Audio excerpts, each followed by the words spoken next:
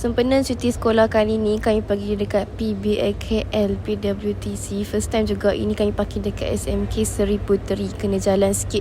Dan dia punya road lagi senang kalau masuk daripada sini. Kalau daripada bawah ada makan-makan. Lepas tu kalau masuk ke sini ada street, dia macam proper sikit. Lepas tu dia ada 2 dewan yang besar tau dalam tu. Ini macam kawasan yang formal. Lepas tu ada kawasan yang macam famous, yang remaja, kawasan kanak-kanak, kawasan yang best seller. Lepas tu kawasan macam-macam lah. Ada Mangosteen, ada Hilal Ashraf. Yang paling excited masuk sini budak ni lah. Dia masuk dalam ni habis dekat 200-300 dah rasanya. Satu buku ni, buku besar-besar ni dia suka baca. Kami tak tahu nak baca apa. Lepas tu ada Ismail Sabri masuk datang juga. Tengok-tengok, ni buku komik-komik ni aku suka lah juga tumpang-tumpang mereka baca.